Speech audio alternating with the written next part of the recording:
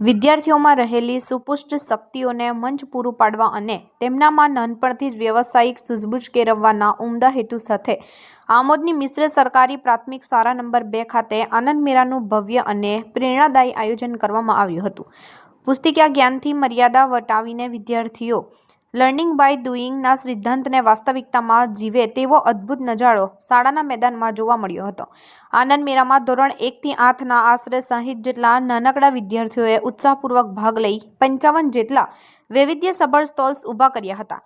બાળકોએ સ્વહસ્તે તૈયાર કરેલી પૌષ્ટિક વાનગીઓ, આકર્ષક હસ્તકલાની વસ્તુઓ અને મનોરંજક રમતોના માધ્યમથી પોતાનું સર્જનાત્મક પ્રદર્શન કર્યું હતું.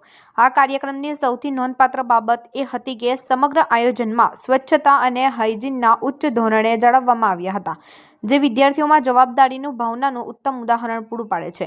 સ્ટોલના સંચાલન દરમિયાન વિદ્યાર્થીઓએ કુશળ વેપારીની જેમ વસ્તુઓનું માર્કેટિંગ કરતા, કિંમતો નક્કી કરતા અને ગ્રાહકો સાથે આત્મવિશ્વાસપૂર્વક સંવાદ સાધતા જોવા મળ્યા હતા. આ પ્રક્રિયા દ્વારા બાળકોમાં ટીમવર્ક, આર્થિક વ્યવહારોની ગણતરી, નફો નુકસાનની સમજ અને ત્વરિત નિર્ણય લેવાની ક્ષમતા જેવા જીવનશૈલી કૌશલ્યનો વિકાસ થયો હતો. શાળાના આચાર્ય અને શિક્ષકોએ આ પહેલને બિરદાવતા જણાવ્યું હતું કે આવા આયોજનો બાળકોના સર્વાંગી વિકાસમાં માઇલસ્ટોન સાબિત થાય છે. આ પ્રકારના અનુભવો બાળકોમાં આત્મનિર્ભરતા અને આત્મવિશ્વાસનો સંચાર કરે છે, જે તેમને ભવિષ્યમાં સક્ષમ નાગરિક બનાવવા મદદરૂપ થશે.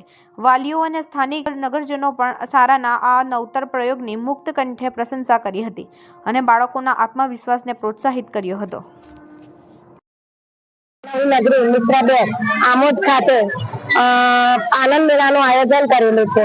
તેમાં અમે 52 સ્ટોલ બાળકોએ રાખેલા છે અને બાળકોએ ખૂબ ઉત્સાહપૂર્વક આમાં ભાગ પણ લીધેલો છે. એમને જે વાનગીઓ પણ નક્કી કરી છે તેમને પોતાની રીતે નક્કી કરી છે અને એમાં કઈ વસ્તુનું આયોજન કેવી રીતે કરવાનું છે એ પણ એ બાળકોએ જાતે જ નક્કી કર્યું છે. આનાથી એ વસ્તુ ડિસાઈડ થાય છે કે બાળકો કદાચ ફ્યુચરમાં ફૂડ બિઝનેસ ખોલવો હોય તો એને એ કેવી રીતે આગળ વધી શકે એ વસ્તુને એમને થોડુંક ગાઈડન્સ મળી રહે. બીજી વસ્તુ એ કે બાળકો જુદા જુદા વેજીટેબલ્સ વિશે જાણી શકે. બીજું કે આ બાળકો હજુ નાના છે, અહીંયા 1 થી 8ના જ બાળકો છે, તો એ બાળકોને વેજીટેબલ્સનો શું ઉપયોગ છે અથવા એમાંથી કઈ રીતે વિટામિન મળે છે, પ્રોટીન મળે છે, કાર્બોહાઈડ્રેટ મળે છે, તો એ વસ્તુની જાણકારી બાળકો મેળવી શકે. બીજું બાળકો હેલ્ધી ફૂડ અને અનહેલ્ધી ફૂડ વિશે જાણી શકે. બીજું અહીંયા બાળકો એક હાઇજેનિક વસ્તુ વિશે પણ સારું એવું નોલેજ બાળકોને મળી શકે છે. અને આ કાર્યક્રમ અમે લોકોએ 10 બેગલેસ એક્ટિવિટી અંતર્ગત રાખેલો છે અને આ કાર્યક્રમ અમે મોસ્ટલી દર વર્ષે રાખીએ છીએ અને એમાં બાળકોનો ઘણો ગ્રોથ પણ અમને જોવા મળે છે અને બાળકોમાં ઘણી વસ્તુ ઘણી એક્ટિવિટી, સર્જનાત્મક શક્તિ, ક્રિએટિવિટી અને ખાસી બધી જિજ્ઞાસા વૃત્તિ પણ જોવા મળી છે.